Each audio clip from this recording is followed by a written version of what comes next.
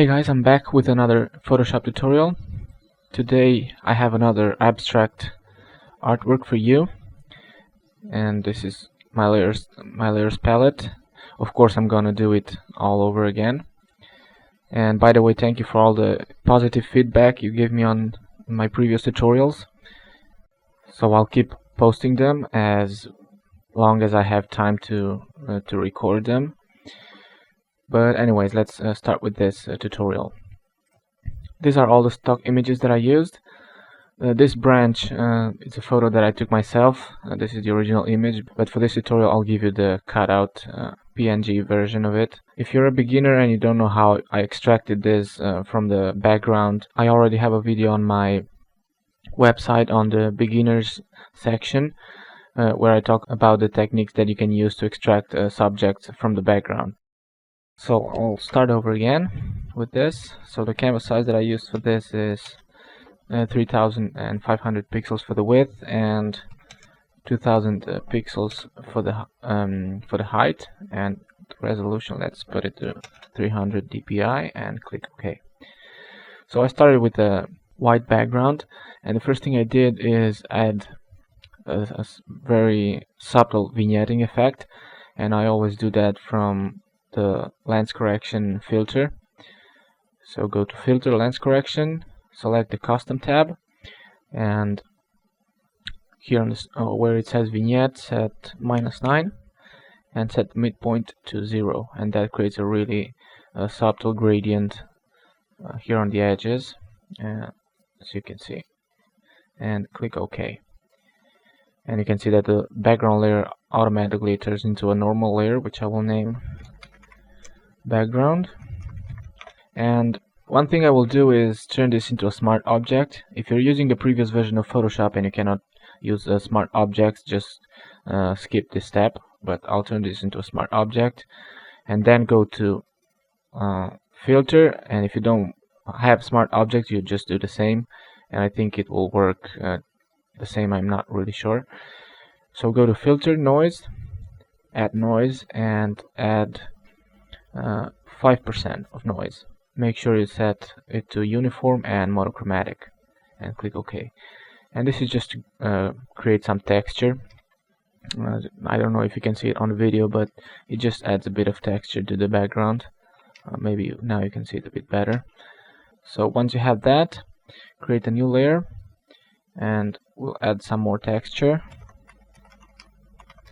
I'll name this texture white. And for this I use the white brush, and just use any watercolor or paint, not really splatters, but well, I'll use a watercolor brush. So just download any watercolor brush set. I have these ones here, but you can use your own if you have them. Don't necessarily have to download new brushes, just to add a few strokes of paint. And you can also use a slightly darker color, a light gray, and just add a few strokes like that on the corners, just to make it a bit more interesting. And you can reduce the opacity if you think the color is too strong. I don't really like that.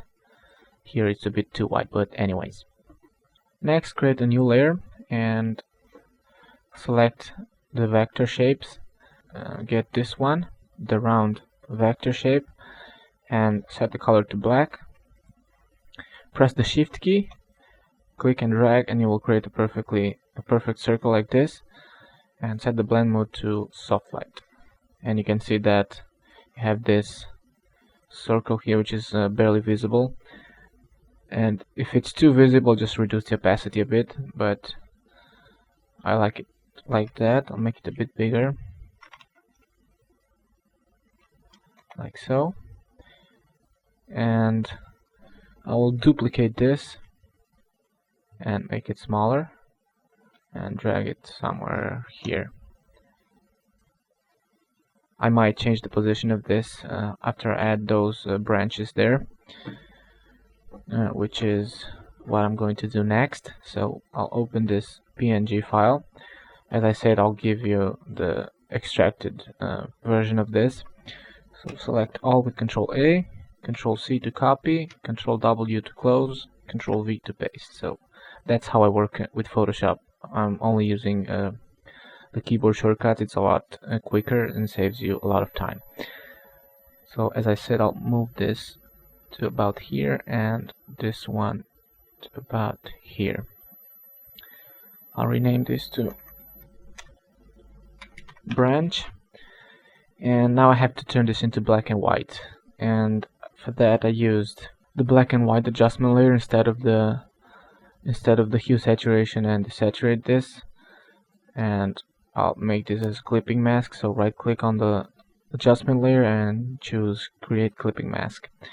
And the reason why I use this is because with this adjustment layer I can adjust the intensity of each color channel, so I can create a really high contrast image. And for this particular image I only changed the reds and the yellows, and for the reds I set it to 143, and for the yellows I set it to 46 because I wanted to add a bit more light to it. When I took the photo I kinda underexposed it, so I was shooting against the sky, and I forgot to change the metering.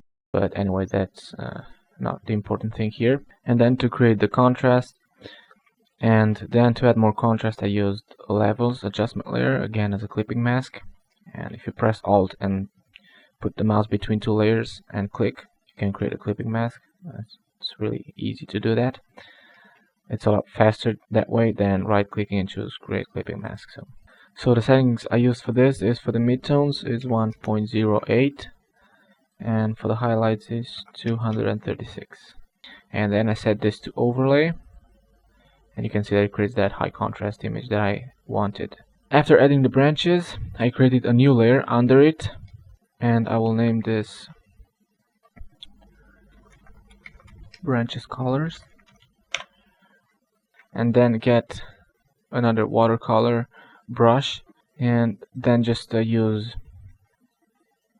several colors and add some color on the background of this branch. And you might have to click 2 times because these brushes are not, the opacity of this brush is not at 100%, so click a few times, or just click once, finish, add all the colors, and then just duplicate the layer. It's up to you. I prefer to click multiple times. Just make sure you don't move the mouse, and just add the colors that you like. Make sure you change the brush every time you add a new color, so that you don't repeat the same patterns.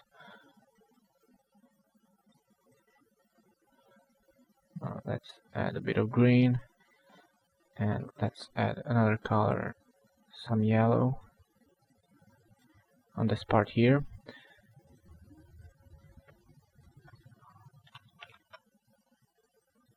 Okay, something like that. Just add as many colors as you like. And a cool trick, if you want to change these colors, is use the hue saturation. So you can select this layer, press Ctrl U to load the hue saturation adjustment, and you can change the colors just like that. You can change the saturation, you can change the luminosity if you want to make them darker. I will leave them like that. Next, I created another layer again under the branch layer, and I named this paint tossing because I used some paint, some real paint stock images, and you can download this pack for free.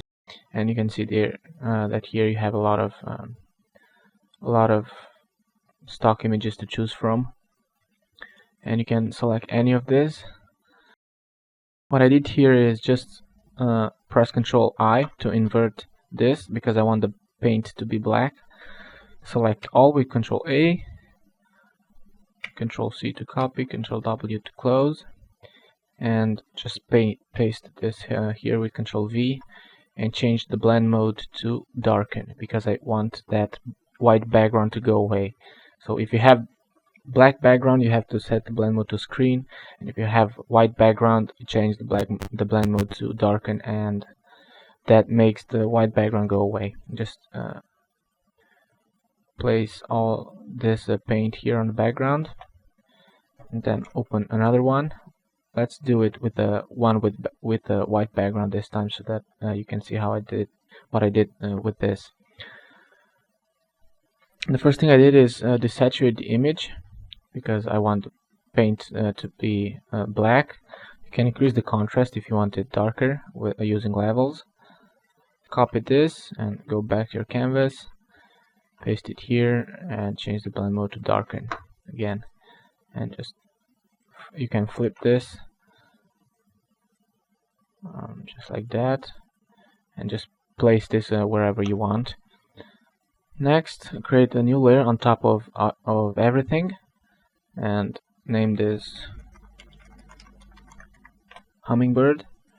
And this is where I added this bird here. I used it in other tutorials, so copy it and paste it here, but just rotate it just a bit like that, about 25 degrees, and then adjust it. So use hue saturation, because we have to turn this into black and white as well. Desaturate it and then add levels to increase the contrast, so increase the highlights just a bit, and also the midtones. So you can see a before and after. It just adds a bit more highlights here and here.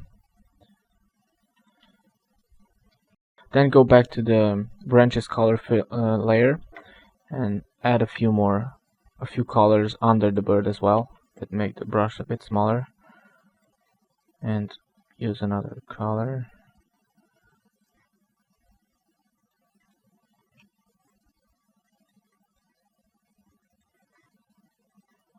And you can use any colors you like.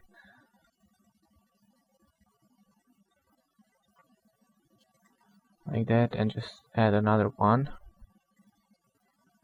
and change the color to this one, for example. I want to rotate the brush just a bit. Okay, something like that. So those are the colors on the background. The next thing I did is add some light effects, and I used some fractals because this part is a bit dark. So I used 2 fractals. Again, I'll give you the link to the pack where you can download these 2 fractals, and I'll open this with Photoshop.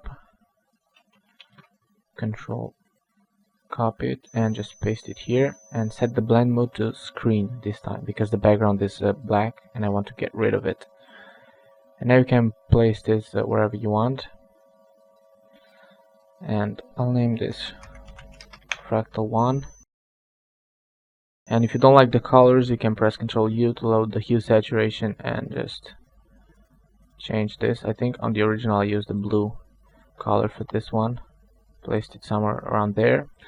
Then used the second fractal, copy, paste it here, and change the blend mode to screen, and place it here. And I want to increase the saturation like that, and of course you can change the color here as well, but I like this color combination. And that's how I added those fractals there. Let's name this fractal 2. Then I added some more details, and one thing I added is this birdhouse.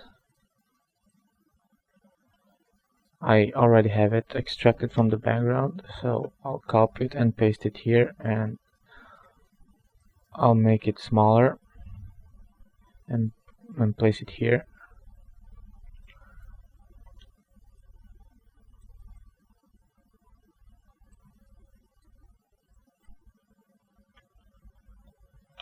Okay, something like that. I'll name this birdhouse, and I'll make some shadows to it because I don't really like how it looks right now. So the first thing I'll do is reset brushes to go to the default brush set, and reduce the opacity of the brush to about 50% and the flow as well, and set the foreground color to black, increase the brush size just a bit, and paint a few shadows under this birdhouse. just so that it looks a bit more realistic.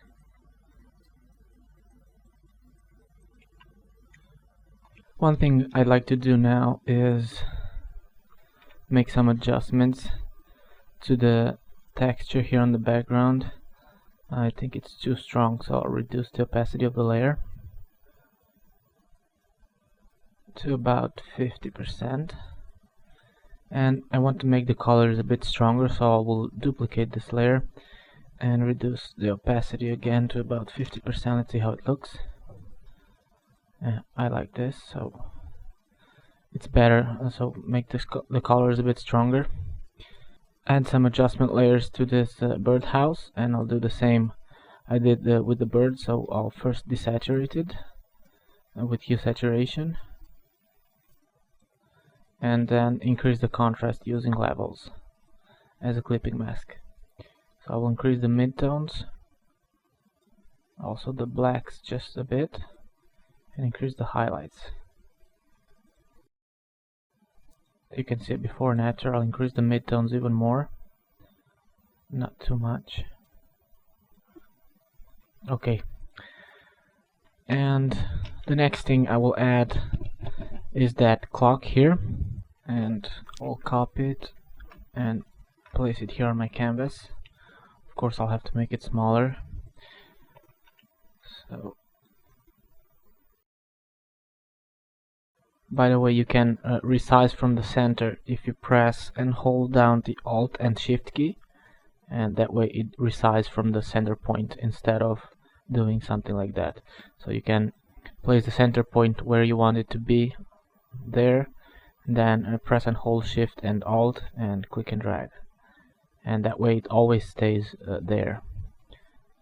You can mask this if you want to. I don't really like it, but for now I'll leave it just like it is. So I'll just change the layer name and place it there, and you can duplicate the adjustment layers of this birdhouse and use the same ones for the clock and just change the settings.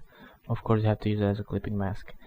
I'll reset this and increase the highlights and increase the darks as well, and make the midtones a bit brighter like that. And there you have it. I want to move it slightly.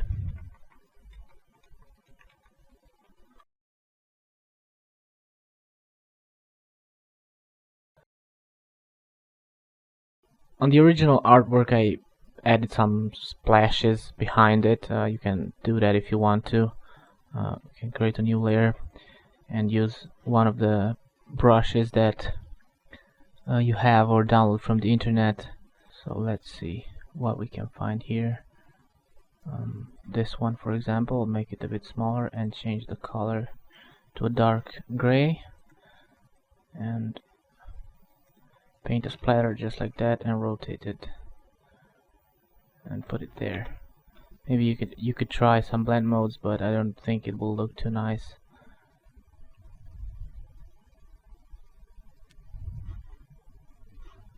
But anyway, let's leave it on normal for now and place it there.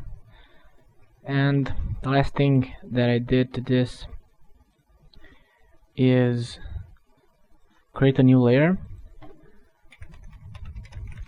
which I will name screen colors. Change the blend mode to screen. Select a soft brush, so I will reset my brushes. Get one of these soft brushes, increase the size. Okay, something like that. And then use some of the colors here to add more light effects, and add some more colors. Since we're using the screen blend mode, you have to use some darker tones, not the brightest tones here. It will not look too good. So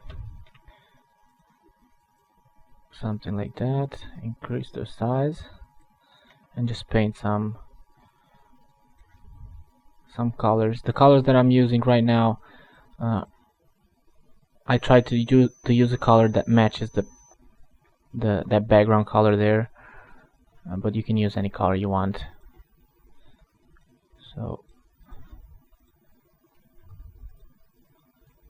something like that. And let's add a few colors for this bird as well. Make the brush smaller.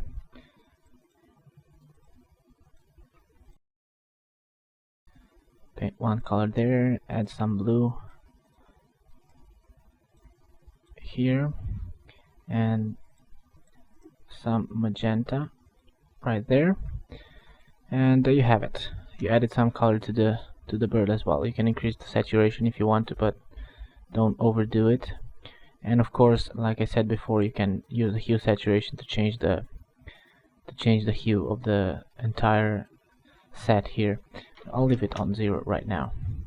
And if you want to make these colors brighter, you can use levels. So press Ctrl L to load the levels adjustment, and you can play with the midtones and add more or less midtones and add more or less contrast to the colors.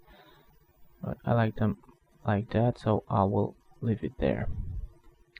So that's basically all I did to this image. You can add more particles on the background or add more details. That's up to you, but that's how I made the time banded manipulation. I hope you liked it. If you like my tutorials, make sure you subscribe. You don't need a YouTube account, you can subscribe anyways, because I will publish more tutorials in the future. And also you can post your works on my Facebook page, on DeviantArt, or on Flickr, so that anyone can see what you've done. So that's all for today. See you on the next tutorial.